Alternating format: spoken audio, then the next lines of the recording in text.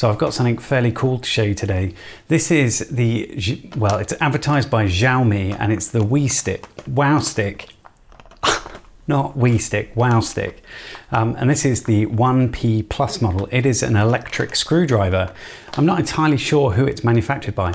It's very shaky, but it doesn't really say, it just says Wowstick. But on Banggood, where I got this, I put a link in the description, it was about £14, something like that. Lots of different varieties available, so do look on their website to see which ones are around. It said it was Xiaomi, but I'm not sure. So let's take a look at it on the bench and we'll give it a go. It's battery powered, which is kind of cool. So Banggood sent this to me for free so that I could review it. If that's even what I do when I do these things. Anyhow, it got delivered in this box and inside a plastic bag. So just so you know what it's going to be delivered like, this more than adequate for protecting it, I think. Inside we've got the box with the Wowstick in it. No mention of a Xiaomi brand in here, but it was on the website. We've got a thing I cannot read. I assume that's some kind of warranty thing, or at least an identification card. We've got a couple of batteries, Gaoeng Max apparently, and well, as well as one of these little silica packets.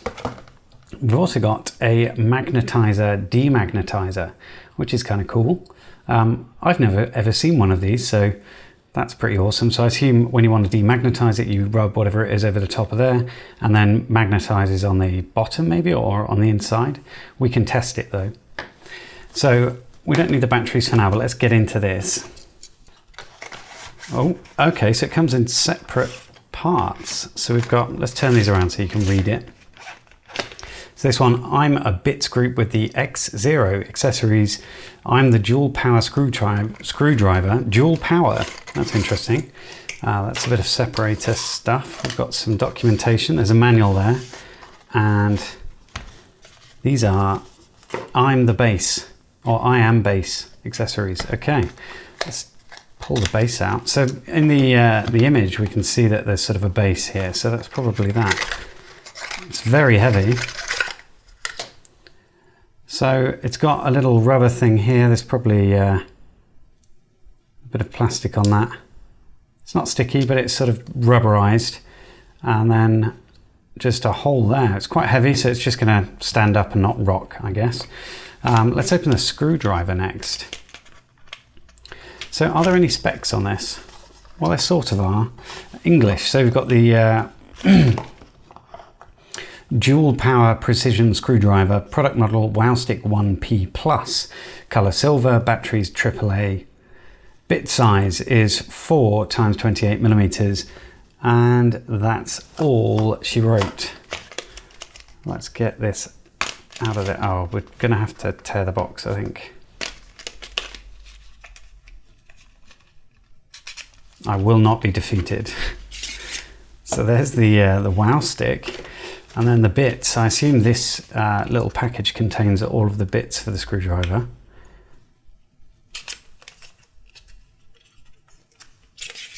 Okay, so all the bits come inside a plastic tube. Let's come in a bit closer.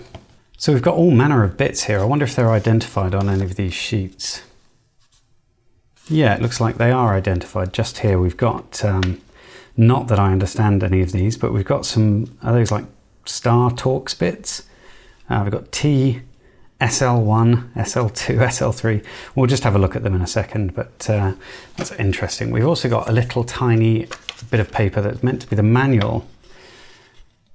Please do not abuse the electric screwdriver. According to the purpose, use a suitable size electric screwdriver. Water or other conductive liquid will cause a short circuit or damage to the electric parts. Interesting. Okay, so dual power piano key switch. I think dual power in this instance is backwards and forwards. I think that's all it means. Self-locking ratchet integrated structure. Not sure what that means. Global standard universal bits. Rated speed 150 revolutions per minute. Rated torque is 0.12 to 3 Newton meters. So a Newton meter, not that I particularly understand it, is the force exerted by 1 kilogram at 1 meter on a lever thing, I think. So I don't know what that is in regard to how much force I put into a screwdriver normally. We've got 20 bits with it. Okie doke. So let's get these bits out and have a look, shall we? So there are lots of different types of these Wowsticks around, and lots of different, how does this come out? Lots of, oh, that's the open side. Lots of different methods for holding these bits, and I did a bit of a Google search, and there are some much more elegant solutions for storing these bits. There's one where there's a case, and then all the bits, oh, that's actually quite nice. And all the bits are magnetically put into the case. This actually has a shaft running all the way along, and you pull them all out like that. That's, oh, and it's actually written on the side. So we've got pH 000. Oh, that is very hard to see, isn't it? That's as good as I can do it. So you can see where they all are, which is really interesting. Not that they'll stay in that orientation for long, I'm sure. So we want to have a look at probably a Phillips bit. So pH would be Phillips, I guess. So Phillips are down here. There's a very small one there. Okie doke. So let's get some batteries in. On the top here we have a little bit where you can put a coin in to undo that. Let's pop those out. Does it say which way round they go? No, it doesn't. But because there's a spring on this section here, I'm going to assume that you pop them in this way. All that may do is just reverse the motor, to be honest. So screw those in. I'll just do it hand tight. And then let's see if it runs. Ooh. Don't know if you can hear that. It's not particularly loud, but should we see how it runs? So I've selected one of the Phillips bits. Who knows which one it is? Probably pH 0. Slots in there. There's a magnetic sort of grip that's holding that in. So forwards is down on this one, and backwards is up. Oh, I kind of like it. Let's give it a go on some product, shall we? So we've got one of these little Tac Life power meters. This one's a bit duff and makes a weird buzzing sound when you jiggle it about in the wall, so not ideal, but I do use it occasionally. So there's a screw in the back here, and let's see if we can take it out. So we're going to back it off. Whoa. Okay, so that worked. I mean, it had a fair amount of force there. You could see it actually move the unit.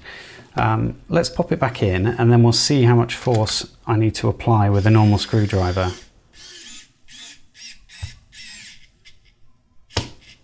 Okay, it's reached the end of what it can do there, which is fine. Now I've got another screwdriver here. We'll talk about the other screwdrivers that I've got so that you can see what the difference would be, but let's see how much more I can turn that. I can't actually turn that anymore without rounding off that screw. Let's see how much force it takes to remove it. Not very much. So I'm not sure how much of a good test that was.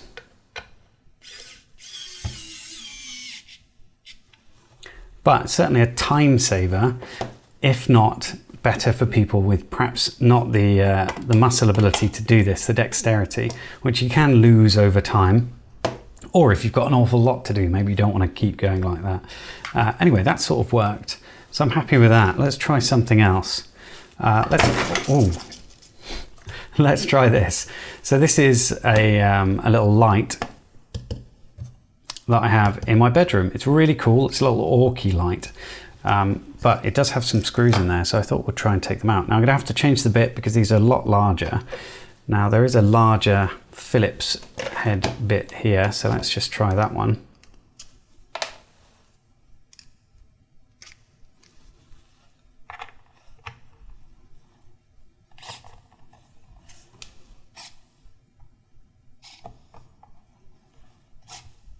No. Oh.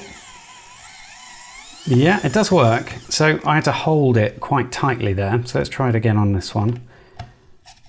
So I'm having to push against the motor, but I can manually turn this screwdriver. It is locking, so I can manually start to turn it and then unscrew it the rest of the way just to get past that first sort of hard bit.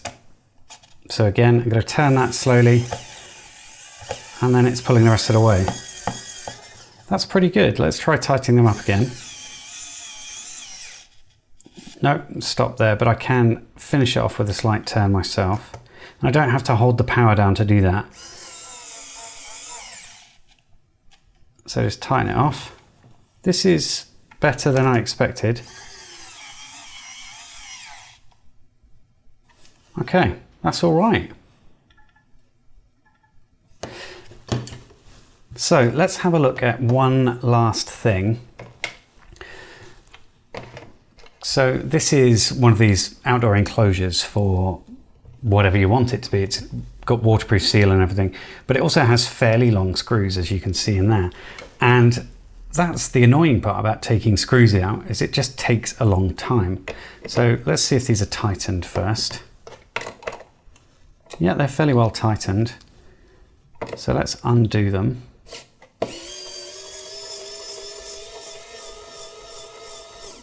Is that enough to take it out? Not yet. So that's enough to take it out. Let's see how long it would take manually.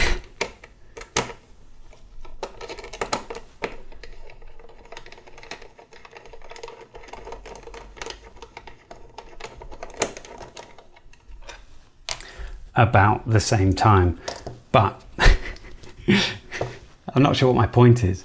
I don't know if I have one really.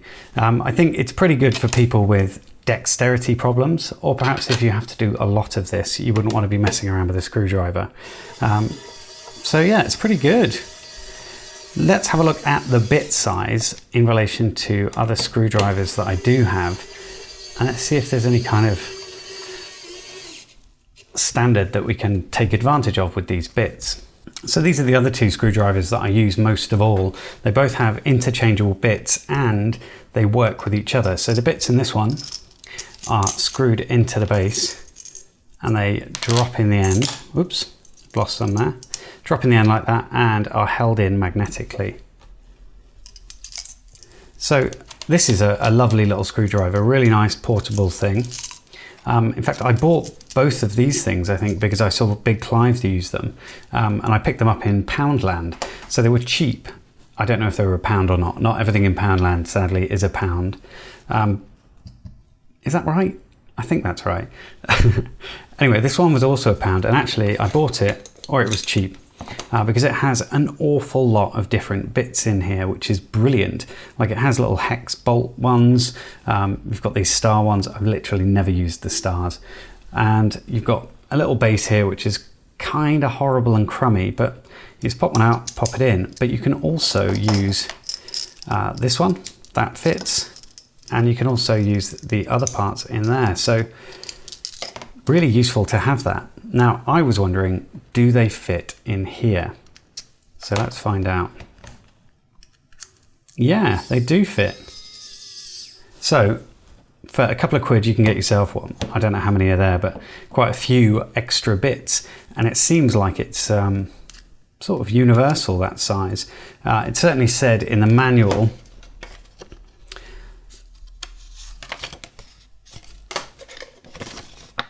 that these were universal standard, global standard universal bits. So maybe it is accurate. So I haven't really tested this with anything that's particularly difficult to undo. And that's because generally I wouldn't use something like this for any kind of heavy duty electronics. In fact, we could probably try it with the multimeter that we looked at the other day. That had some fairly big old screws in it. So let's try it out. So we need to switch our bit for something flat. So we've got one there. Well, these are just thumb screws really, aren't they? But we're cheating.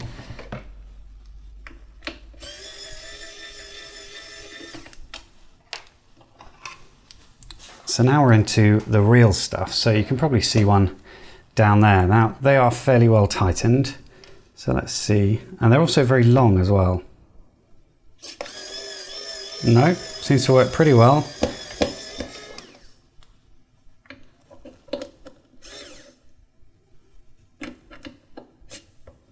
Not that one. I'm gonna have to manually undo that and then I can take it out the rest of the way. Interesting. Let's do them up again.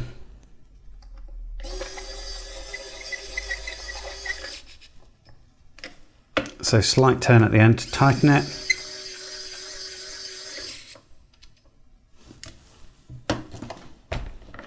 Now I'm not sure about the runtime of this. Some articles have said it's in the hundreds of hours, but I'm not quite sure about that. Certainly as the batteries started to lose their voltage, the motor would work less well.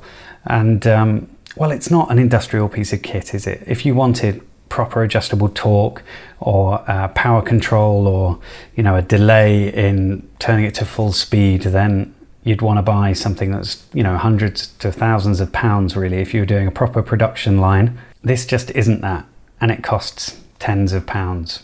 Would I recommend it? Yeah, actually.